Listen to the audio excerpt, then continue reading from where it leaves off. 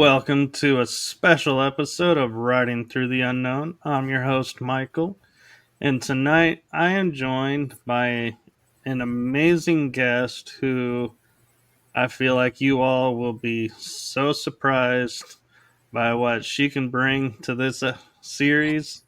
And hopefully, we'll have her on for, I think we were talking backstage about maybe 3 episodes worth so far that we were talking about. So you guys are in for a huge treat. This guest, I am so excited to have on.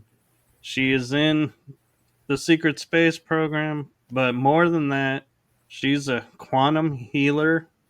She is a contactee and a multidimensional energy intuitive. So I am going to, I know she's a little nervous about this, so it's all good. Take a deep breath, and I'm gonna let my guest say a little bit about what she does. The one, the only, incredible, amazing Erica Amoreena. Thank you for that. You're welcome. Thank you. And what did you just ask me? See, I can't remember. You asked me to talk about what? To explain what you do, like what a quantum healer, contactee, and interdimensional energy intuitive is. Multidimensional. There you go. See? Yeah. So I'm able to see through all time space interdimensionally. Like I can sit here in the 3D and I can tap into any other dimension and get information from that and bring it back to here and now, including going into the future, going into the past, and bringing that information here now. And that's what I help people with who are looking for answers to their own life mysteries. That's really amazing. And is that something you've always been able to do, or did something happen that kind of triggered it? I had always been able to since a young child, and I had always been like on the side since I was 17 or 18 years old. I would do readings for people who needed them, like friends, neighbors, family, my entire life. But then I had my awakening, very violent awakening in 2022, and everything just blew wide open. After healing from that and not going crazy from it, I managed to start working and helping others with those abilities. The quantum healing part of that comes from my soul team, or I guess you could call it star team or soul family or spirit guides, whatever you want to name it. They help me when I'm working with people on a quantum level. If I am tuned in with somebody else's energy and I need that energy to move or transmute or heal, I can do that over long distances. So that's interesting. And it's something that I found the secret space program and the agencies were using me for. And I will get into that soon. And a quick question I have for you, and I'm not sure how well it can be answered, though, is I hear people will say, like, I'm an energy healer. I'm a Reiki healer. I can channel different dimensions. I can this or that. What makes quantum different and more effective, do you feel, in your opinion? In my opinion, it's affecting the energy of, I guess it's being able to make things, bring things into alignment, bring things into balance just by speaking it within another, whoever I'm in contact with and working with at that time. Just by speaking it, there's this resonance and it's done kind of thing. I don't know about Reiki and stuff like that. Did you hear that? I did. That's what I'm talking about as far as targeting. That's what I'm talking about. That weird stuff. Okay. Now my heart's beating really fast. What did that say? I couldn't make it out, but it It was like was. a woman whispering. She Mm, said something, ha ha ha. Okay, that was creepy.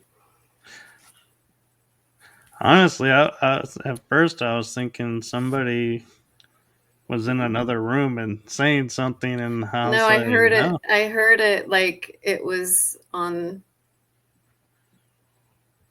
I, I've had a lot of weird stuff on my shows happening, and being Okay.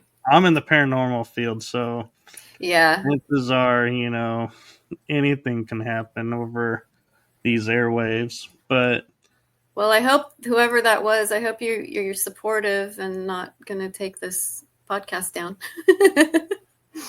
they haven't yet. Fingers Where crossed. were we? Where were we? What were I talking about before that? We're talking about how quantum is different from others, and I guess what I was really getting around to is with all the different modalities that are out there, what makes someone want to go, let's do the quantum over something else? I I think because it doesn't matter, distance doesn't matter. You don't have to have somebody touching you like a healer or working in your space. You're not blending energies of the two people. It just happens. It's that quantum resonance and things just shift. I think it would be easier to have that instead of like somebody physically touching me or interfering in my energy field. But that's just my opinion.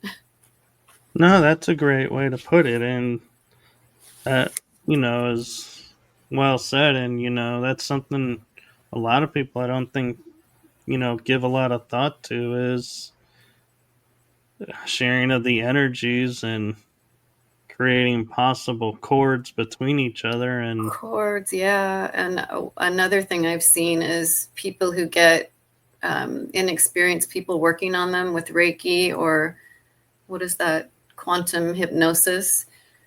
I see their field has part of the person who did that, the hypnosis in their field, still courting them after they've separated from that healer and moved on with their life. I still see that. And that's not something that we need to be doing to each other. We've got enough shit to have to like get out of our field. We don't need other people getting in there. But I right, see and that. I mean, you can see it. You can see it in the aura, or I can see it in the aura. I can see it in the energy where there's too much. What's the word I'm thinking of? It's just interference. I can't think of the word. almost like an infiltration. Yeah, yeah. And I think that Hmm. comes with the inexperience of understanding energy and frequency and light and how it works. I agree. And so, did you just wake up one day and was like, "Hey, let's do quantum healing," or what was your awakening to it and made you go, "This is what I want to do"? That is a good question. Let me, I guess I can start talking about my awakening. In 2022, I had a very violent and painful and scary awakening. Um, should I just start there? Start You can talking about start it? where you Okay. want to start. I'm going to put my pot pie glasses on here. Uh, So in 2022, I was working in Monterey, California. I don't know if you've ever heard of it. It's beautiful, beautiful place to live. It's also the most expensive place to live in California. isn't it on the southern coast? of Um, California? The it's on southern it's part, I on the mean? coast. It's like an 2 or 3 hours south of San Francisco. So you Okay, have so closer to Pacific the Grove, center. Carmel by the Sea, Monterey. It's right north of Big Sur. It's a beautiful, beautiful area, and all the rich people have their giant mansions on along that strip of Highway 1 along that coast. It's gorgeous there. I mean, it's magical and beautiful there, but it's very expensive. But anyways, I was um I was working there as a nanny. I had just left a relationship I was in, and I wanted to start over.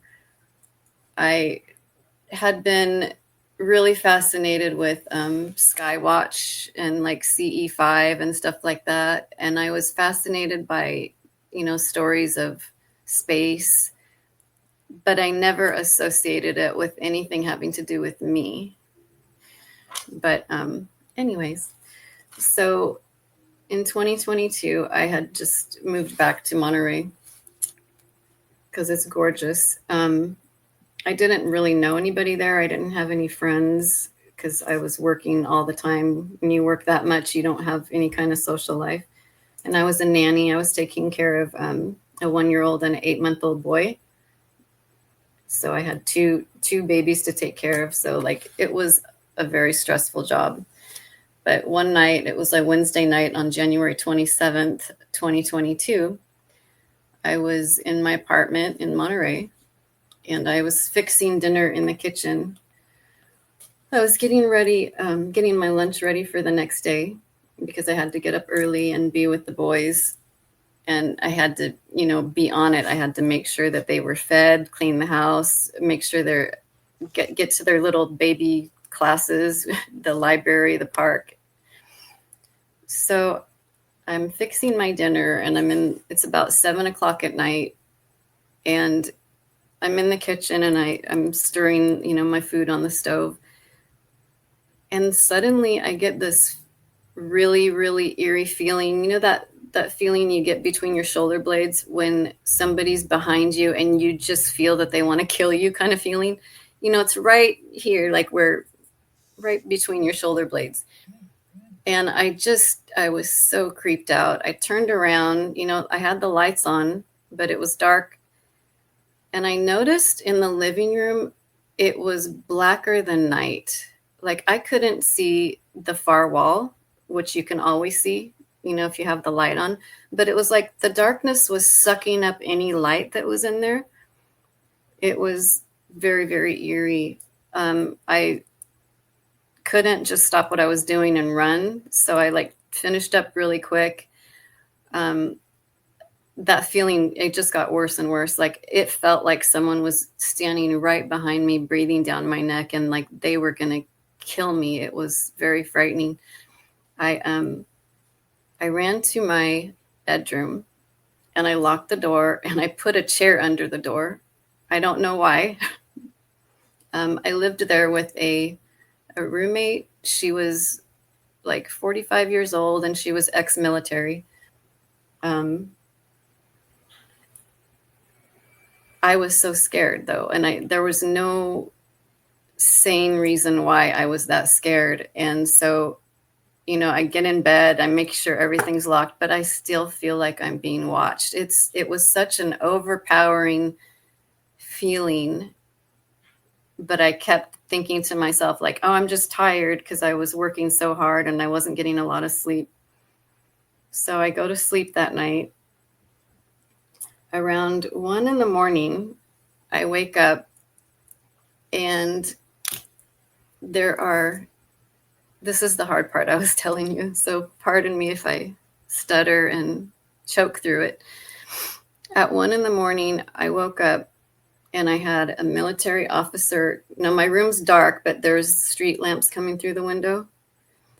There was a military guys on each side of my bed in dark camo with masks, like gear masks, like in your intro, the super soldier, the way they look. Right.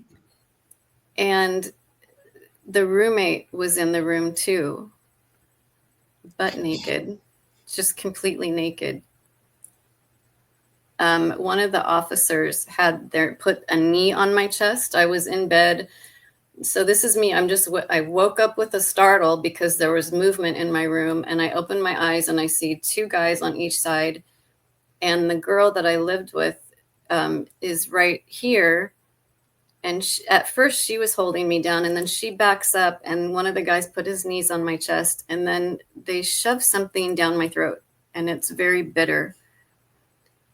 And like, I was so scared and panicked that, I start trying to fight, trying to get up. But the more I tried to fight, my heart was beating so fast. I was so scared. I ended up just passing out.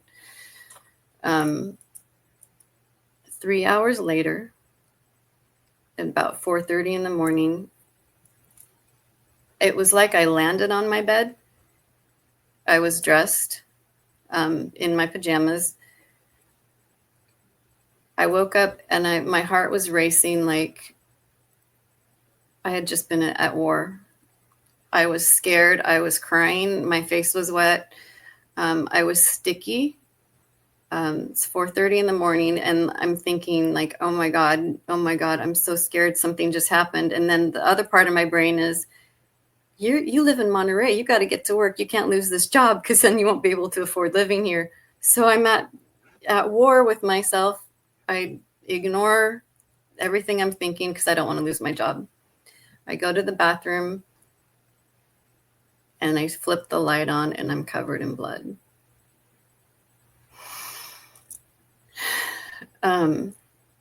I felt drugged. I was bleeding. I was bruised. And I didn't know what the hell had happened. I showered.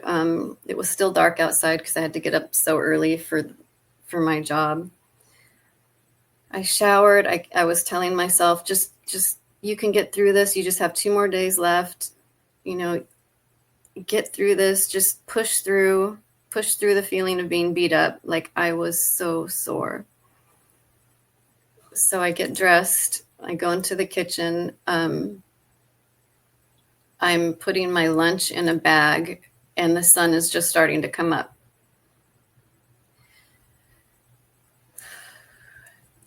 I go back into my bedroom to get a coat, and by that time I had pretty much psyched myself up that something happened, but I deal with it later kind of thing. When I opened my bedroom door and the light started coming in, I noticed that my furniture was knocked over. I noticed things were in disarray. There had been a fight in my room. So at that moment, like, my heart dropped on the floor, my knees buckled. I really just wanted nothing to have happened, and I just wanted to go to work. But I realized at that moment what I had thought I had imagined with the 2 military officers had really happened. So I made myself go to work. I worked for 2 days. I do not remember anything. I was in shock.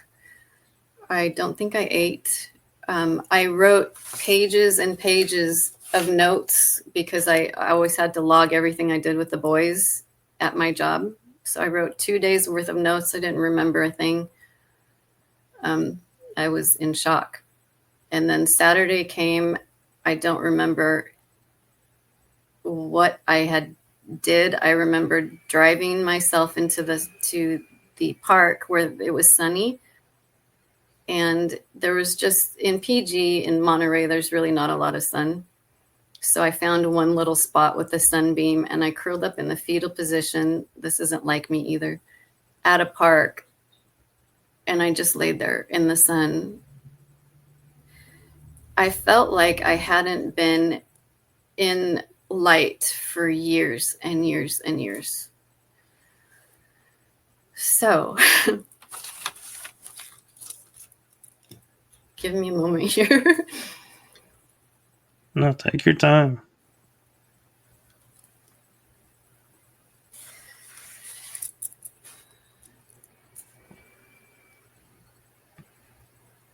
by Monday, I finally got enough courage to go to the emergency room and tell them that I'd been attacked. And I was able to also go to the police and tell them I was attacked, thinking that they were going to help me, and they did not. The hospital put me in through a trauma unit in a specific part of the hospital for victims of violent crimes. They kept me for a week. I was having panic attacks like nobody's business. I was passing out. I was so scared. Like, I didn't know anybody. I didn't have friends in Monterey. I didn't know who was after me. I didn't know why people would come into my room. Why would they want me? I'm basically like an autistic, neurodivergent grandmother. Why would anybody want to attack me? Nothing made sense. Nothing made sense. I ended up having to quit my job there because you can't take care of children and have panic attacks and be passing out.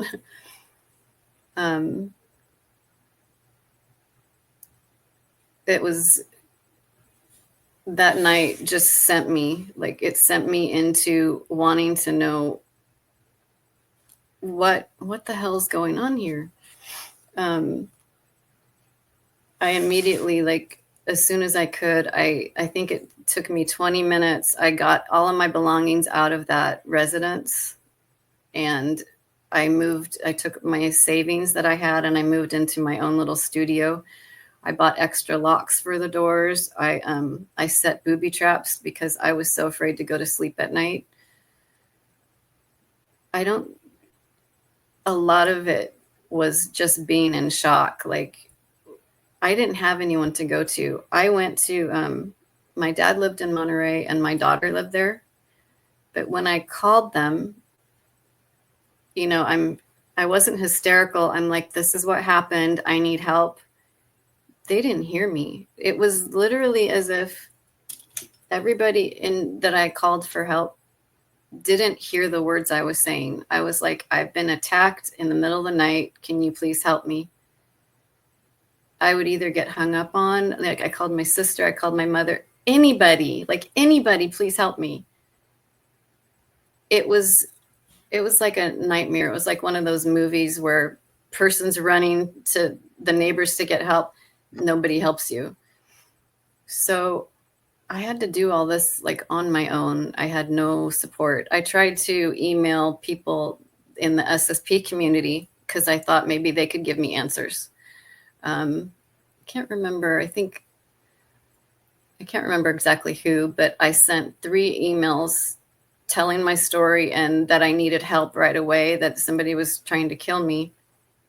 And as soon as I would push send on my email, it would be deleted out of my email, my sent box. I pushed send, disappeared. I wrote another one, push send, it disappeared. I wrote another one to someone else. I pushed send, it disappeared. At that moment, I realized, okay, nobody can hear me. I can't email anyone for help. The police basically patted me on the head and said, don't be scared. The hospital basically told me, yes, it's obvious something's happened. They'd been monitoring my heart rate and everything, but you'll get better in time. So I was really just completely dismissed. And it wasn't fun. No, and I'm kind of curious, and to backtrack for a second, because you had said your roommate was in the room. Yeah. Did you talk to the roommate about it? Did she have any recall of what was going on? So the next day, I was so afraid to come home from work because I got home, or when I got home, I walked into the apartment. It was probably 106 degrees in the apartment. This is in Monterey where, like, the baseline, it doesn't get over 55, 60 degrees.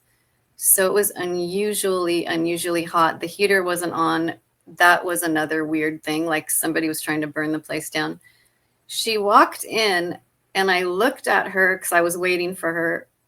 I looked at her and she purposely wouldn't look at me.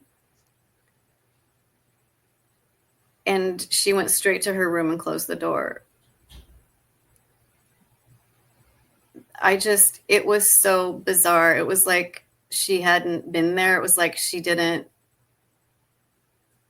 This whole thing made me feel so crazy at the time because I'm the only one that knows what's happened and I can't get anyone else to listen to me. And she had she had no memory of it. It was bizarre, but I got the hell out of there like so fast. I did miss that point. Thank you for asking that question. You're welcome. So that's the rest of 2022 was basically just, I was afraid to sleep. I was afraid. I was so scared. I was so overtired. My stomach started bleeding from the stress, from the PTSD of it all, not having anybody to talk to. I called crisis lines. I called literally everyone that you would normally call if you were attacked. And it was like there was a spell on everyone I reached out to, and they just didn't want to hear me. So I stopped trying to get help from everybody. I just stopped. I got so discouraged, like a few months trying to survive without sleep, waiting for someone to, is it going to happen again? So I decided this isn't a way to live. In my mind, I was like, even if there was a God wouldn't want me to go through this. So I decided I was going to take my life because I was just, you're so scared. Like what else was there to do? I didn't want to live like that. My stomach was bleeding out because I was so stressed out. So, and at that time I lived in PG, Pacific Grove, and there's a path along the water's edge. Like it's about 50 feet above the water. And then below you've got the ocean crashing on the rocks. So it's not like you can get in the ocean and get out if you wanted to. So in my mind, I was like, okay, I'm going to clean up my room. Like I tidied up my room. I made everything in order. I took a shower. I don't know why, because I was planning on ending my life here, but I took a shower, got dressed, made my bed. It was about 11 o'clock at night. And I was going to go, like, I was just going to go jump because it was so cold. I knew that it would be like a quick way out. An easy, well, I thought it would be. I put my coat on. I put my hand on the front door to open it, and I'm overcome with, I got so tired. I couldn't even take another step. I had to lay down. So I didn't open the door. I just lay down on my bed for a second, and I was abducted. I need to take a break. Hold on. No, you're fine. And, I wonder if, we talk about all the programming that we get through society and everything is, like you say, you took the shower before going, is what I heard was society tells us always make sure you have on clean clothes. Exactly. Everything is Clean good. underwear So before you drive. yeah, you're like, I'm going to be clean if this is it. I'm going out clean. The things that you do when you're like, I think it's funny now, but I mean, it's not funny, but like, I took a shower and got ready because I was going to go jump in the ocean and die. Anyways, yeah, it comes from that. Like, make sure you have clean underwear. But, sorry, this is hard to talk about because it sounds crazy. I felt crazy because I was so alone at the time.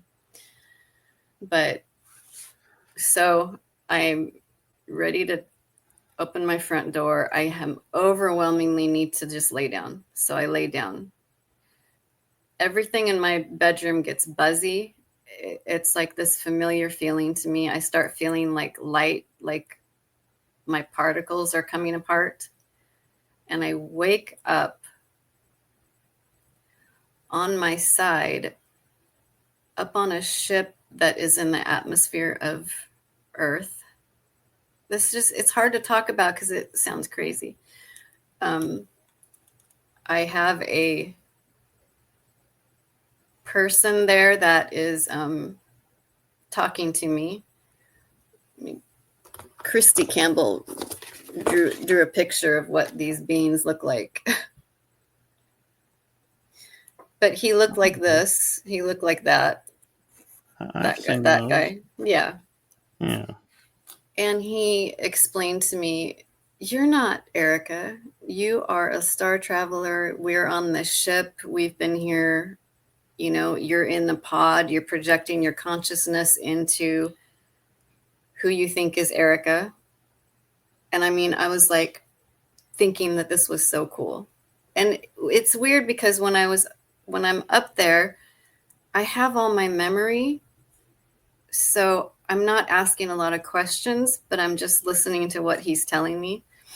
And this person is my so-called husband or mate, or there's nothing that really translates. He's just part of me, my highest self. But he does something and it lifts this veil off of my memory. And he explains to me that, we've been traveling. We're timeless. I don't even know what species I know it's kind of Syrian, but I don't know how old. Like the species that I am as a soul, we're older than the oldest beings can remember. So we really don't even have a home at that point. But we're star travelers. He helped me, and I'm going to say he, but it's not. It's just a being that I was interfacing with on the ship was explaining to me that we're star travelers, that I'm in a pod projecting my consciousness into this being on Earth. I was able to remember everything. I knew who I was. I knew where I came from. I knew my mission. It happened so fast, though. I went from such a limited 3D point of view, who just took a shower to go jump in the ocean, to being this space traveler. And like the things he was showing me was Earth before the Anunnaki came, Earth before the wars, before the Orion Wars, the Electrical Wars, which I was a part of, the Lyran Wars, which I was a part of. I was shown my entire existence as a soul, not as Erica. Does that make sense? It does, and I kind of wonder why, we're able to talk and be so calm and understanding. Is like when you say Orion and Electric Wars, I was a part of those. And so I kind of wonder if we were like same unit, so to speak, same ping. I just got a everything. huge ping, and you're born in 77, right? 78. 78? Yeah, I just got a ping off of you, so there's truth to that. Ping to me is like a resonance of truth. Like you just touched on something that is. Yeah, because not many people know about those, and it's like everyone knows the Orion Wars, but not the Electric. And when you said Electric, I was like, wait a minute. I was a part of that. I think a lot of us here that are speaking out and doing this were a part of those wars, because for me, I remember I felt like I failed. I felt like we didn't win the electrical wars, even though I know we did. But that was my trauma I've been carrying from that. But all of this, sitting, It's so strange. I was sitting on the edge of my pod that I sleep in on the ship.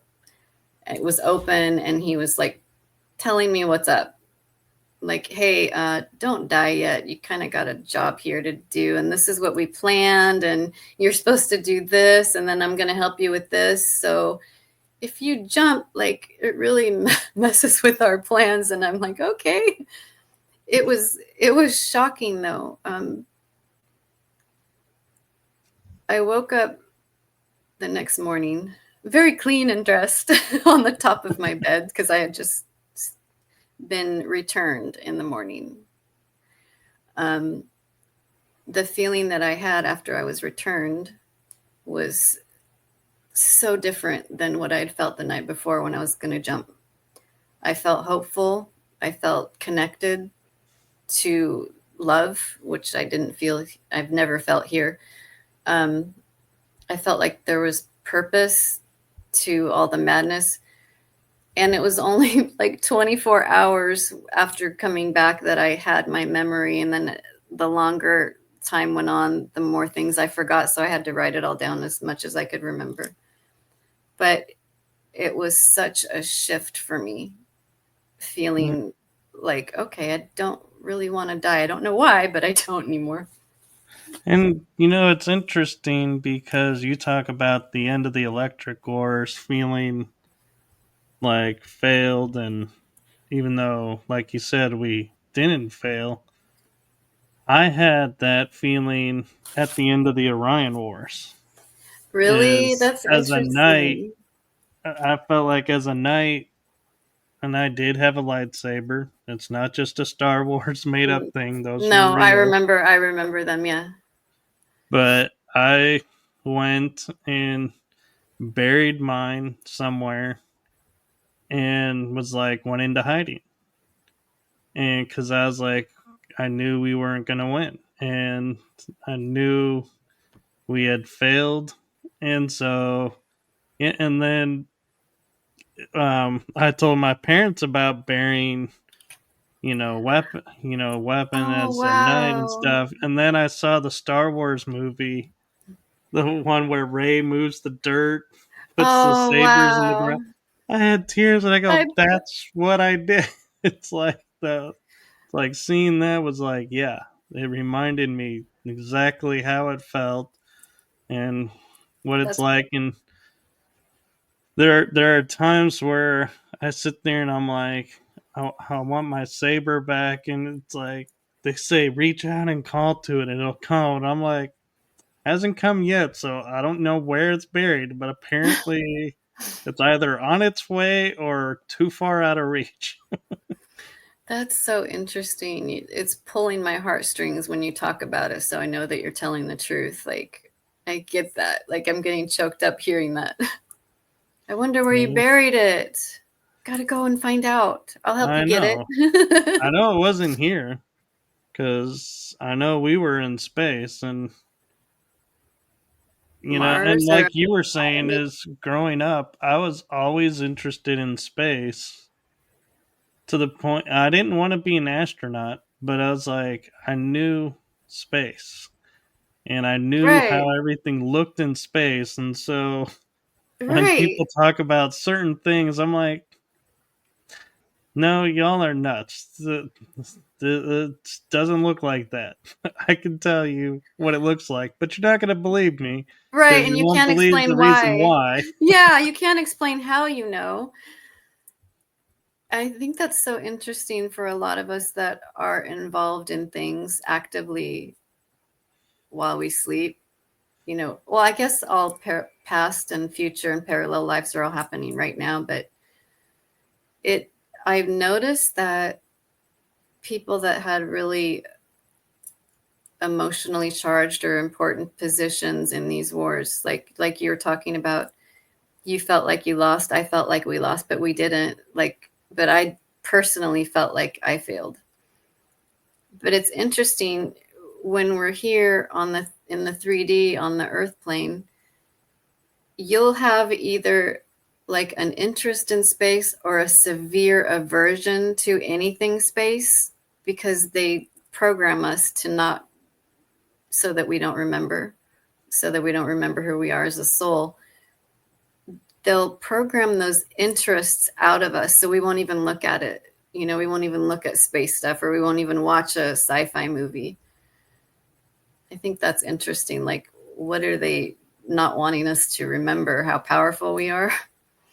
I know, and I watched a lot of sci-fi movies like Dune, Battlestar Galactica, Yes, Battlestar Star Galactica. Wars, all of those. And I asked one day, because there are so many sci-fi movies out and movies about space, and I only gravitate towards some, not others.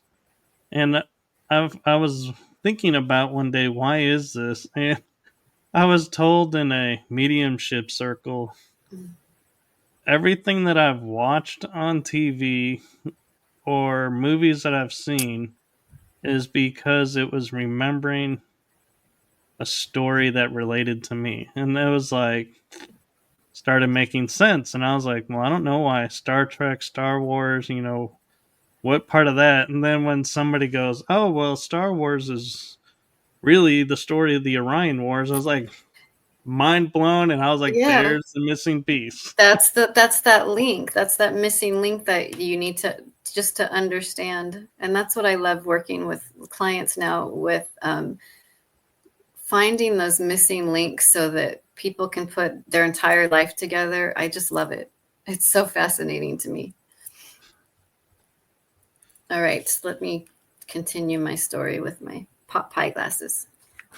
And just to clarify for everyone, because we're talking about the pot pie glasses, is she had made a picture on social media with the glasses on, and somebody commented, "You look like you want to make a pot pie," and so that's where this is coming from. But they're mother glasses.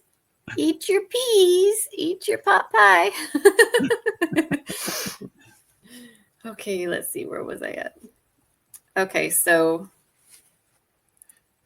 I just get returned back into my studio, and it's the next day, and I'm feeling like I'm on top of the world, man.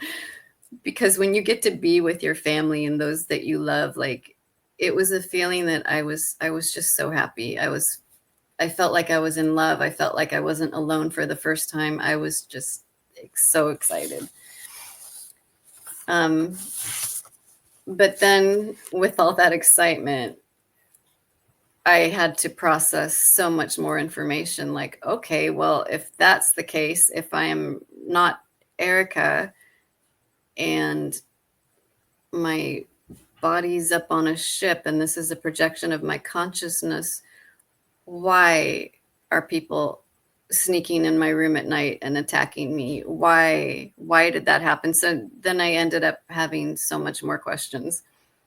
And at the same time, I'm physically processing the memories of all my deaths being incarnated. Like, all my deaths came to me all at once. Atlantis times, all my lives, like, all of this information hit me at once, and I had to process it. And I mean, that is crazy making, because you don't have people that you can say, hey, I was remembering that I died in a giant wall of water in Atlantis, and I need to talk about that. They'll tell you you're crazy and to get the hell out. This stuff is just so difficult to go through on your own.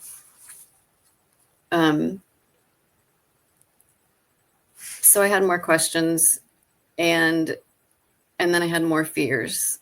And then I started seeing, because I had remembered who I was, I had a whole new level of beings visiting me at night. So I didn't have military coming in, but I had the same beings that is in your intro, that are standing in a circle with the robes, the reptilians with the long snout. They would stand in my room at night and watch me. So I had to figure out what that was.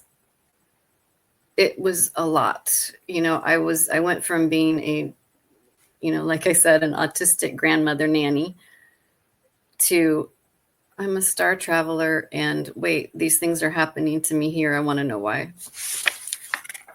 I have a quick question just for clarification. When you say autistic grandmother, are you meaning you're on the scale or the I think children I you're am. watching over? I just call myself that because I've never I think that that's just part of our character traits when we come in and we are not human in our soul. Like, we're neurodivergent, and I'm sure you are too, in sense. Like, I wasn't somebody who could fit in and go party or go to a bar or go drinking or go on the beach and play. Like, I wasn't that kind of right.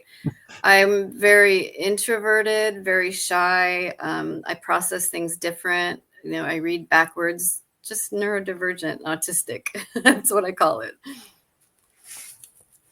But so I ended up moving to Fresno with my mother, who I hadn't lived with since I was 15 or 16 years old, because I couldn't take care of myself. And I was still the PTSD was so bad. I wasn't suicidal though, but I had so many more questions, and I still didn't know why people were after me. When a few days after being at my mom's, I found a box in the garage that I'd left there. And the box had like 40 years of journals that I'd written in them. And I didn't remember, but since the age of 7, I'd been writing everything out in journals and then storing it. But my entire life, I didn't know what I'd written about. I didn't know why I was saving all those journals, but I did. My mom didn't know they were there. She had never gotten into them. I started reading them because I wanted to see if I could remember or put any more pieces of my life together to figure this out. Why would people break into my room in the middle of the night? So I opened this one journal, and it was like the third shock. Like, in this short period of time in 2022, everything I ever believed up to that point was just wiped. I had to adjust to things I thought they were this way weren't this way. Like, I had to bend like the reed. I started reading the journals, and I discovered that I had been targeted and abused and abducted my entire life, and I didn't remember it. I didn't even remember that I had been writing it down for myself, like in detail, writing these abductions down. And they started when I was 5 years old. I'll go into that. Like, me and my sister would be going to sleep at night. We hated going to sleep. We hated nighttime. We never asked ourselves why. So I'm reading my journals here. Every night as a child, going to sleep was, we would start to fall asleep. My sister and I had like twin beds in a little bedroom. She was like only 3 feet away from me. It was just our girls' room. Every single night, the same thing would happen. Either an orb would come from outside. We lived in the middle of the country, in the middle of vineyards. Nobody around. So it would either be an orb coming right through the wall towards my bed, and I'd be awake watching it, or it would be right when you're ready to fall asleep. The room would feel like it was buzzing. I would start feeling staticky, like my particles were coming apart. I would get sleep paralysis. Every single time I got the sleep paralysis, it cut off my breathing. It cut off my airway. So as a child, not only was I being abducted, but during the abductions, they would stop my breathing. I would try to scream for my parents as I was being lifted out of my bed. Couldn't scream, couldn't breathe. And then I'd go through the ceiling, like be sucked through the ceiling, and then I'd pass out. A few times I remembered being on the ship, but then I'd always pass out because I couldn't breathe. I didn't know like whatever technology they used. I mean, the abductions were from grays at the time, tall grays, tall whites. I remember Killy Tokert, I think that's what they're called, would come into our room. Tall grays, reptilians, but mostly it was human military. It happened to my sister too, you know, talking to her now about it. She remembers, she doesn't believe in any of this, and she remembers being sleep paralysis, not being able to breathe, and she would get taken up through the completely different direction than I was. So it was happening to her too, which is interesting to me. It made me feel less crazy.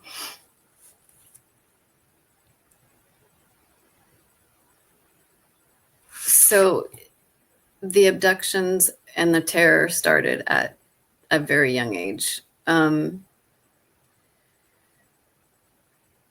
When I was looking at all of these journals, it was so emotionally overwhelming to know that I wasn't just a autistic grandmother, that I had been abducted and abused and targeted and used my entire life. Like, it was all in my journals. So what I did was I put the stories in chronological order by year, and I wrote my book about it. I wrote Girl Stolen, A Collection of Memories by Erica Amoreena. And putting all of that together cohesively, it took this burden off of me. And I published it May 10th of this last year, 2024. Once it was published, like, all of my memories were in it and I was holding it. It was like I took a crowd of thoughts out of my mind, and it was in a book, and I had room for new memories to come in. So I wrote that, and then new memories started coming in. I wanted to make a point, though. I can't remember who. I was interviewed by a podcaster, I can't remember who at this time, talking about my book. And I felt so liberated that it was out, and that I had accepted that I wasn't who I thought I was. But then when I started talking about it, like on podcasts, the targeting really got really bad. And the hard part this time was that, you know, when they take us from our beds at night and they put us back, they wipe our memory. I can't have my memory wiped anymore. I don't know if they overused me or something, but it didn't work. Like, now they'll come in, like, I have pictures of them parked outside of my bedroom first thing in the morning. After my first podcast, I was abducted that night. Same thing, buzzing, sleep paralysis. I'll just give one example. I was taken into a van, a white van that had a dental chair. And there was this man he was wearing all white, like a hazmat suit. And he was holding my books. I had just bought a box of my books because I wanted to pass them out to some people. And he had that box that I kept right next to my bed. And he was screaming at me. I'd been injected into the neck with some kind of psychedelic. And he was screaming at me not to talk about it, that I had promised not to talk about it, and that I was a piece of shit, and that they were going to make sure I pay for talking about what I was talking about, which was just the truth. The next morning, I'm returned to my bed. The van is still parked outside across the street. And I want somebody to ask me, how do you know it wasn't just a bad dream? Well, I know it wasn't a bad dream because I buy little drug tests, strip tests at Amazon. So if I'm abducted at night, in the morning, as soon as I wake up, I can drug test myself. Sure enough, I had, I can't remember what it's called. It's a certain psychedelic drug that they injected me with, but it showed up on my test. And another thing they did when they returned me into my room is they stacked my books very neatly. And I just throw things in a box. Like, I'm not neat at all, but they organized them so perfectly next to my bed. It's just eerie. I was going to ask you if the books were by the bed or if they kept the books from you. They returned them, but it started like stuff like that really started getting really bad when I started talking about my book. So I took a break from that for a while. Yeah. Iron Bear 78 has a question for you. He says, "Did you see nothing but black space around you? Also, did you sense vertigo Where at? when you When I were was, being taken and your experiences?" yes, vertigo. And yes, there's like in some of the instances, there's just black. You can't, there's nothing to see. But yes, with the vertigo. And I'm So curious, since you're meeting with the family, it, when you go at night, is it the same? You see the blackness and, then you're up, or has it changed and you can go easier? nothing's easy. um, with my star family, it's a specific energetic signature that fills up my room. So I know it's them. Like, the first thing I feel is extreme safety. That's how I know it's them, because all the other abductions feel very frightening and terrifying. So, and they also, like, let me try to find the color. There it is.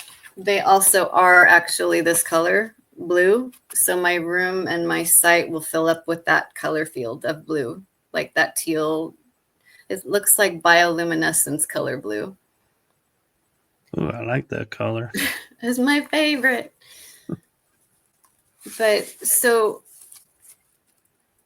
this whole year of 2022, 2023 was discovering that I had been so extremely targeted that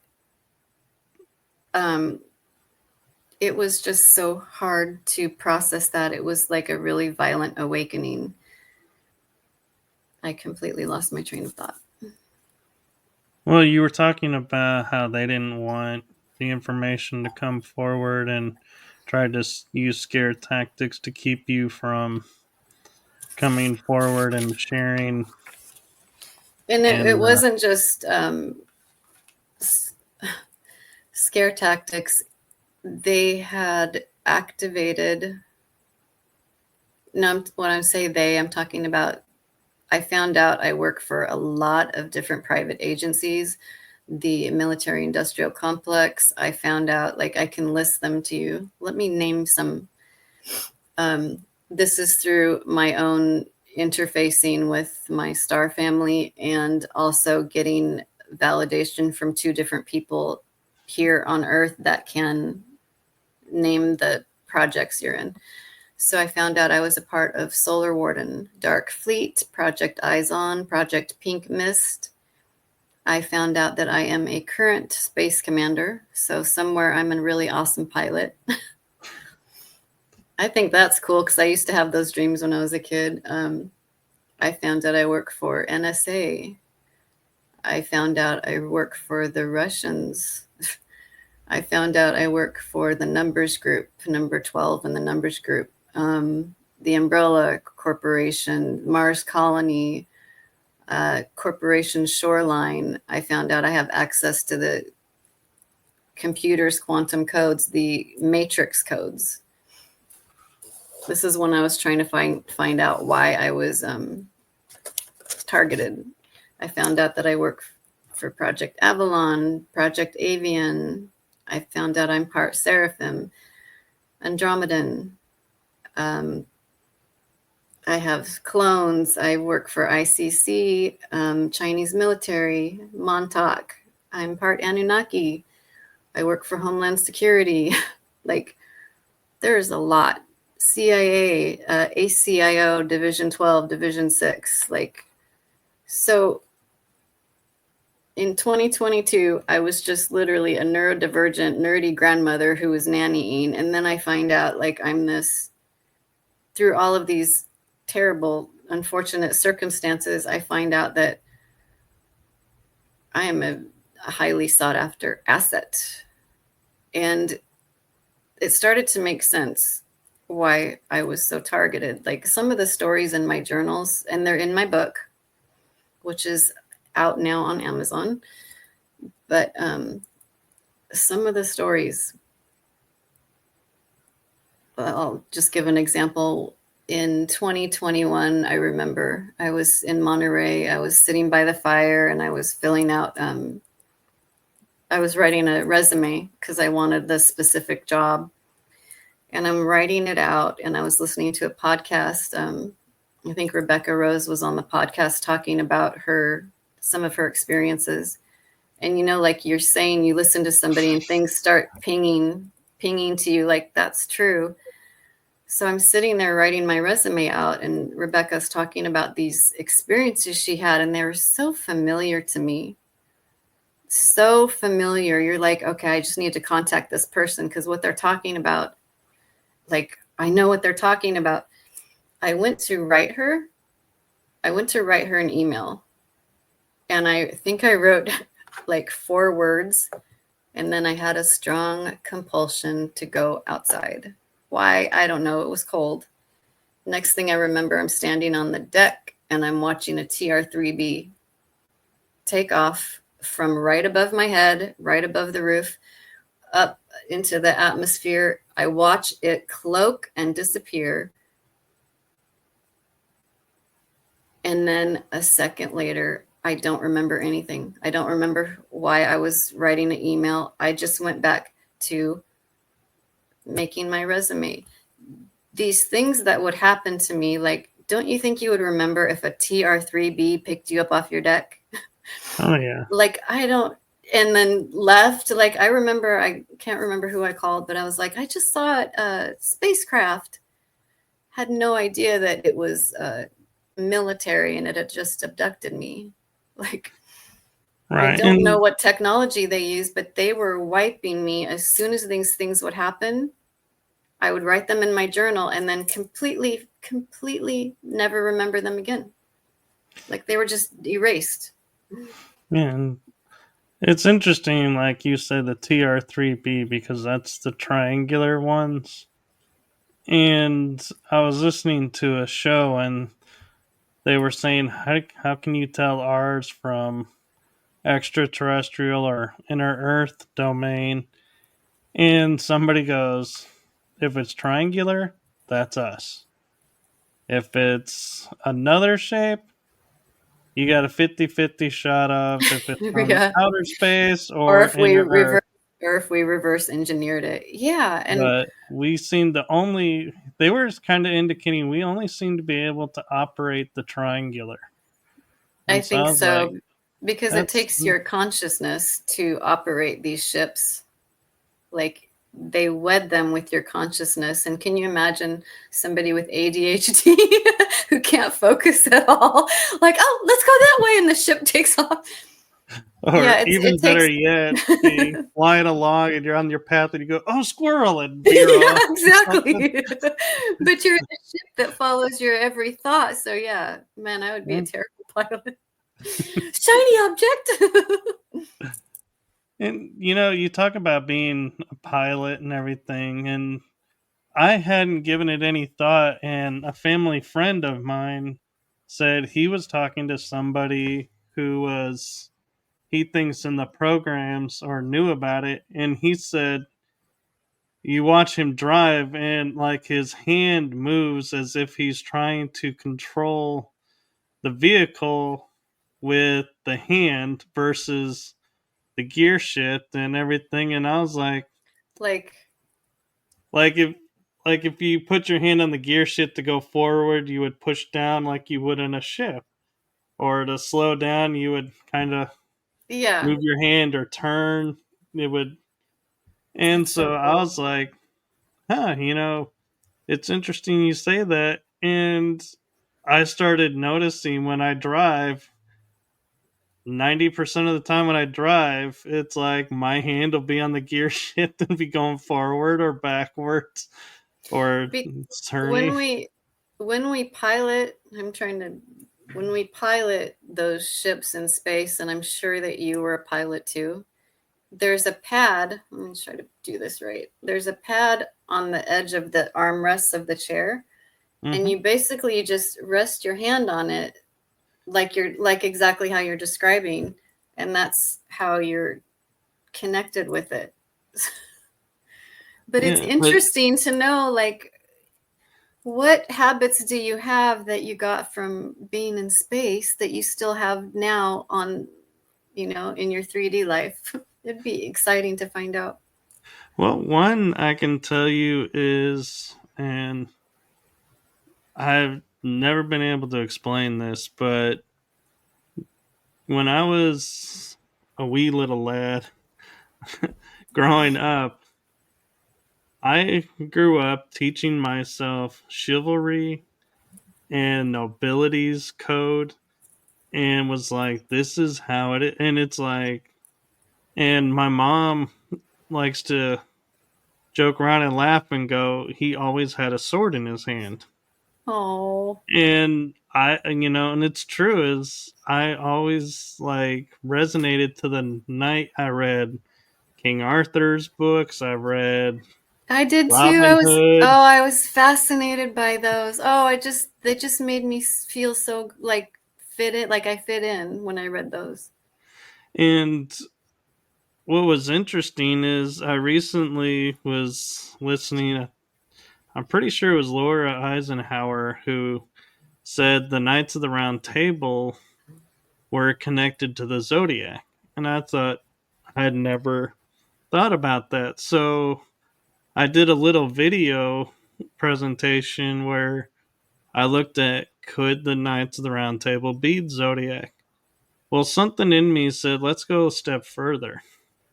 And so I was like, okay, so if they're part of the zodiac, well, what does the zodiac represent? Well, they're elements. Well, what do those elements represent? And I was like, oh, well, certain star, beings have affiliation with certain elements.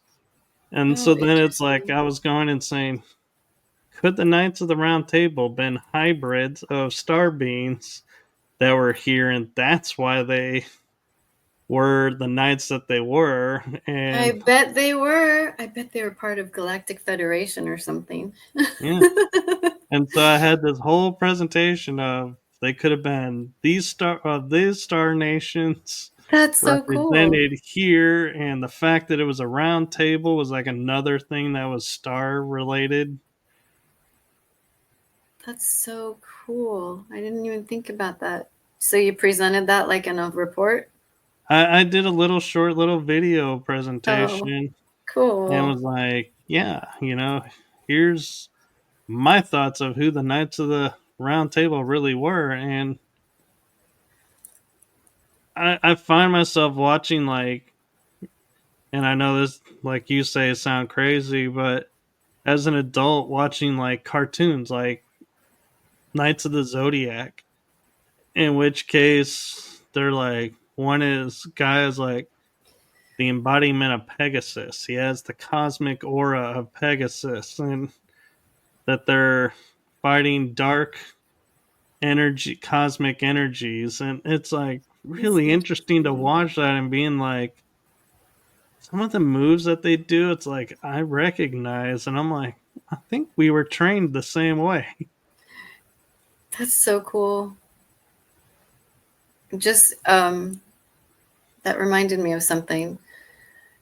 After finding out that I was a part of all of these groups, and then I looked up the groups and or the agencies and found out, what they did. I found out that I was like a really good shot. Like I think Project Pink Mist. You know what Pink Mist is? When you have a target, a human target subject from a very, very far distance, and you take them out, they literally turn into a pink mist because they explode. I looked that up online, but my aunt was like, hey, we're going to go shooting, and do you want to come by? You know, I've never held a gun. I've never shot a gun. I don't like guns. I like swords, but I don't like guns. But when I went to the shooting range, I was a perfect shot, and I'd never held a shotgun. I'd never held an automatic. I'd never held a pistol. It didn't matter what gun I had. I was a perfect shot. That freaked me out. Like, there are things you can do to find out if you're part of something. Like, how could I have like such good aim? Like, I'm so skinny and weak. Like, it was crazy to find out. And I'm good at swords too. Yeah, I was like, I resonate with swords. I have familiarity with firearms, like the principles and how they work and everything. And it's like my hand, I can like make the hand in the right position as if I was holding something. And it's like I can envision, using and everything. And as a kid, I went to shoot an arrow, a bow and arrow, and the arrow would like maybe 1 out of 20 shots hit the hay where the Where target the is. target was. And I was like really bad with this. And I was like, I started making the joke. I must not have been trained or ever operated in the days of bows and arrows because I am horrible at it. There is no muscle memory recall to help me out with that one. You probably didn't, just swords. Yeah, I got when I was younger, I bought a katana, I think they're bamboo swords. Man, I was good at it. Like, I knew how to hold it, I knew moves. Like, how do you know that if you've never done it before? Yeah. So Aikido is wooden swords, and katanas are elaborate handle that has a nice curve Oh, okay. So to it's it. a keto, I think, is what it's the wooden one. Yeah. I think those are more familiar with Aikido and training. They're considered training swords. But But they're man, fun. you don't want to be hit by one of those. Those things hurt. No, I know. Like, I was a good shot, and I was just sparring with somebody like very first time, and I knocked them down. I didn't mean to. I didn't realize I was good at swords. Yeah, we should spar sometime. Yeah, put it on a video. Be So, like, yeah, let's see whose training recall is better than the other. right. Let's see who's really been in the Orion Wars, or wait, the Electrical Wars. Yeah. We're like, who's got the better memory recall? It was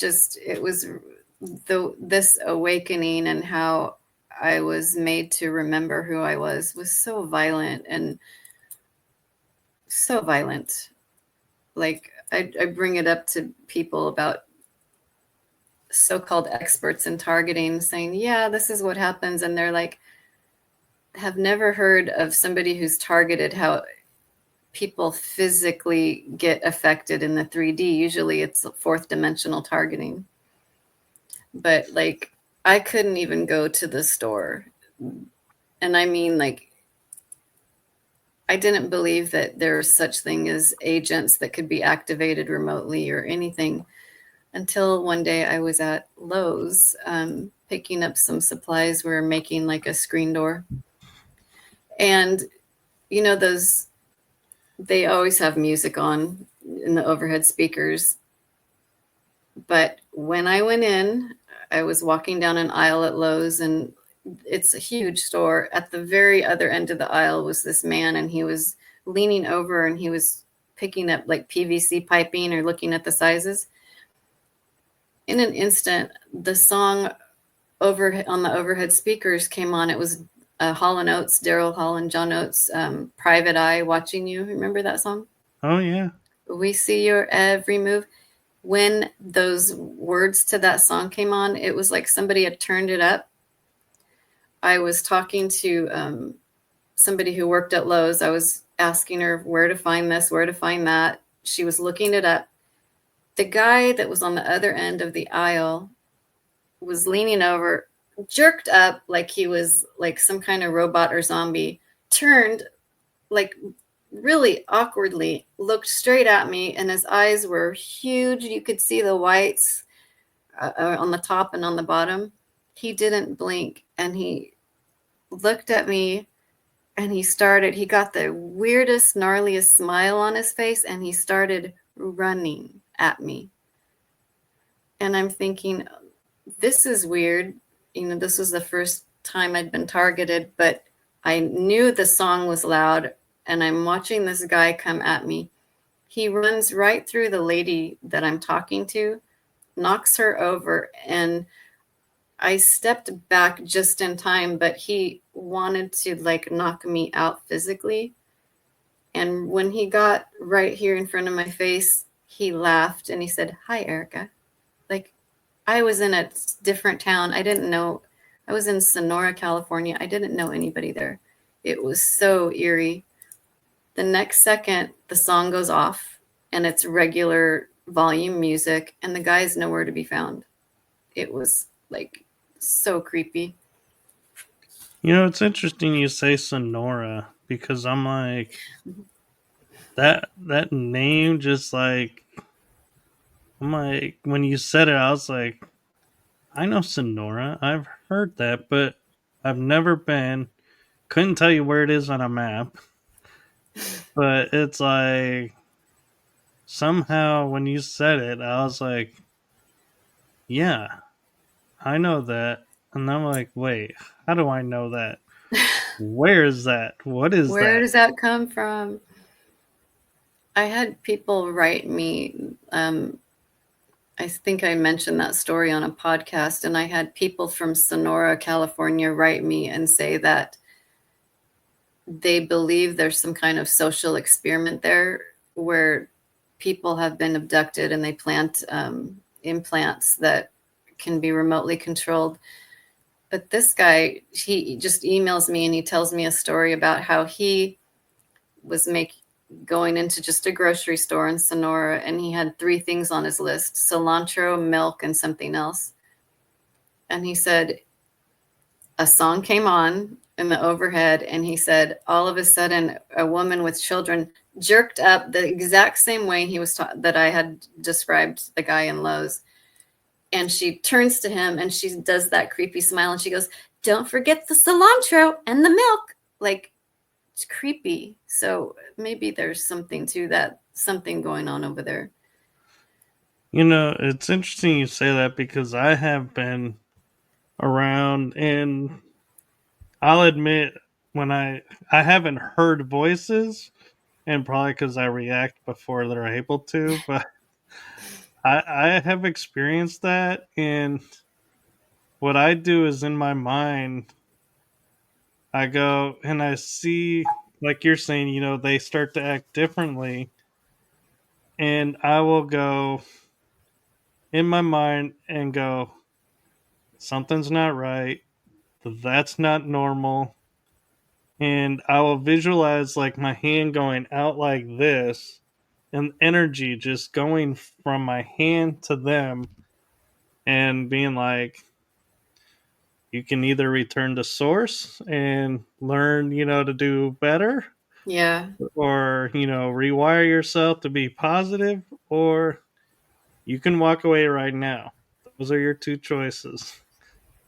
I wonder if And we had that ability, because I find that I do that too. Nothing happens, but I mean, I find that in my mind, I know that that's a possibility, but I've never tried it.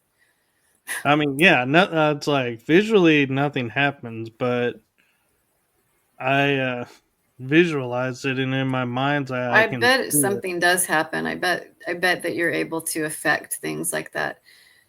The whole reason, literally the whole reason the military industrial complex, or the people who abduct most of us, and I mean, I believe that every human is used while they sleep, bits of their consciousness.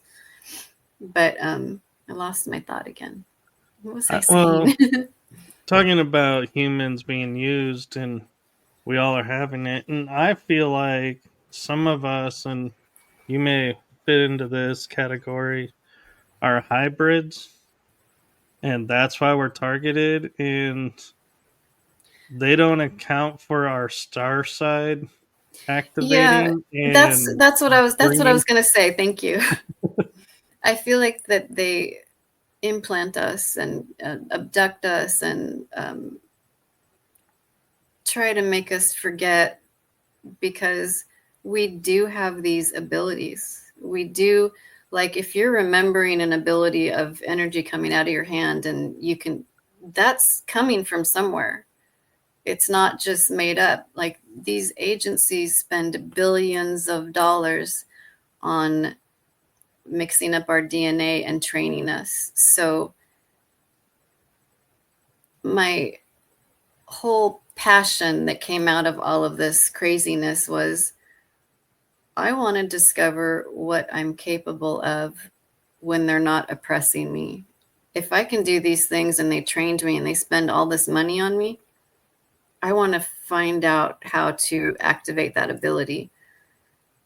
And from what I found, the way to do that is to get to the point where nothing can trigger you. Like, you've worked on all of your childhood wounds, your emotional wounds, things that leave a chink in your armor. Once that's cleared, you start to come online. Like, the more work you do to better yourself, better your health, better your mental health, clear things up, there's space for these abilities to come back to us. And, I found out that I'm not only just a hybrid. I don't think that I have any human in me besides what's animating this body. But this body was created by ETs in my mom's womb so that I could hold the DNA that I hold, that is my star DNA. Does that make sense? It does. So, I love being able to work with people now, and that's another part of the quantum healing is, let's find in, like, say you're my client, let's find in you where you're blocked, because I want your DNA to come online, and I want you to activate your abilities. I want you to be your best, most powerful, most activated, most sovereign self. And so that's what I do working with clients now. And because now I'm also aware of the technology that's used when they abduct us, and how they portal into our bedrooms at night, and how they take our consciousness out of our body and use it. There's telltale signs for absolutely everything. And because I've been going through this for so long, it sucks. But on the other hand, I kind of want to fight back by helping as many people activate as I can. And I'm not saying I activate people. Nobody can activate anybody else, but you can help somebody get clear, connect the dots, and put their life together in a different way to where they can be their best self. Am I making sense? You are. And Okay. one of the things that I like to do now that I've woken up to having been a part of, I don't have like a lot. I have maybe two memories so far. Still What is learning one of to. them? One of them was so. Yeah, you think yours are strange. Mine was waking up in a vat of water, similar to if you saw the Wolverine, how he's in the vat of water getting the adamantium added. You have to read my book, because I have a whole part where I remember that, being abducted and being put straight into a vat. Go ahead, sorry. Well, I wake up in this vat and And trying to figure out where I'm at, I go to reach out of the water and my skin starts to burn. So I quickly put it back in the water and it heals up. And I'm like, okay. And all of a sudden, this suit appears out of nowhere on me. And it covers everything but my hands and my face and my head. And I get out of the water and I'm like noticing, okay, so the suit keeps me from burning in this atmosphere. Okay. Wow. And I kind of get myself oriented and I'm like, there's no markings, no nothing. It's kind of like a pale green, like almost like split pea, dingy green color. And I'm sorry for those people that like that color. Not my Your color your choice. your skin was that color?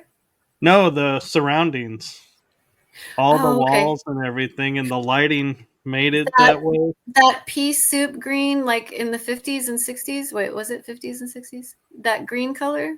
It was like really like kind of like felt like it sucked everything out of the room, and it just made it this like creepy feeling. Ugh. And there's water tubes where I can hear the water going through the tubes along the wall. And I'm like, why is there no markings? Why is there no windows? Why is there no way I could tell what's going on? And then I see this light in this area. And when I'm recalling this memory, when I got the recall of it, I was in a hot tub and I had stuck my head above water and was like, wait, what's going on? And then I was like, okay, let me see if I can go back because I felt like there was more. And I normally don't put my head underwater. And I hear, and I'm back in place, and I walk towards this room, and there's rows of desks and chairs. And I'm like, what is this room? And I take, and I almost, it's like my foot is like maybe halfway over the threshold without hitting the ground. And all of a sudden, the door is slammed in my face. Like, you're not supposed to be here.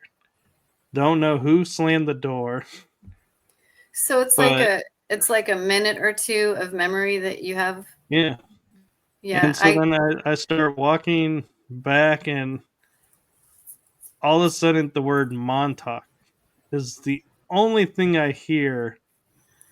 And then it's like I'm back above water, and it's like, and I tried to go back under and go, wait, I want more. What else? And I couldn't go back. It was like, that was it. That was all they gave me. wow. Yeah, I was gonna say that color. I've seen that color on a lot of different dark fleet ships. That pea color green, and I do remember it at Montauk Well, see, and I don't too. even know if that room was underwater or could have been in space because the atmosphere was different. That's why I think it burned my skin, is because Oh, that's so interesting. I want to like go into your memories now. so do I'm like anxiously awaiting some more, and they seem to just pick and choose when they want to. It's like random, It and is. It is. You can't force it. I remember wanting so bad to remember more, but it's like it comes to you when you're doing something so random and small. Like when I wash the dishes, for some reason, I get a lot of moon memories because a lot was chrome. I don't know, just little things like that. yeah. Well, I But yeah, just they're just noticed we're at an hour and 30 minutes, okay. so definitely we need to have you back on. And Yes, I have more stories. I didn't even get through half the stuff I wanted to talk about either. well, Um, yeah, thank you so much for having me on, and I just want people to know, like, if anybody else is going through that where things are just freaking weird and everything's against them and there's nobody, like, it's probably on purpose, because this Yeah. stuff doesn't happen for no reason. Yeah. Find I one don't of us. I don't You're want probably one of yeah. us. I just don't ever want anybody to go through this kind of targeting and frightening awakening on their own. It's very overwhelming, and it's easy to want to unalive yourself. So that's what I do, what I Yeah. do now. Well, thank you for what you do, and we will definitely in 2025 have you back on. Thank you. And so, yeah, go to Amazon, get her book, Oh, and you can and find me if you're interested in any work I do at ericaamoreena.com. My book is on there too. very cool. And I'll let me see. How do you spell that? Just my name, Erica Amoreena, and then Oh, .com. I'm like going right. I'm like asking how do you spell it? It's It's my right there middle in front of name. me. No, because I So, can't even spell it. Like, I'm tired. I can't think of spelling right now. no, I Thank just you. put it on there so people can go to it. Thank you. And I normally will put links in the descriptions, but I feel like when it comes to like the secret space program, we don't want a lot of people hounding us going, what about this? What about that? So I tend to not include the links so you can have a private life. Right. I know. It brings in a lot of different types of people and non-people. Probably mostly non-people. Yeah. But thank you for coming on, and thank you for actually, for all intent purposes, being the last episode of season 2. And happy solstice tomorrow. Yes, I thought that was perfect timing for the episode.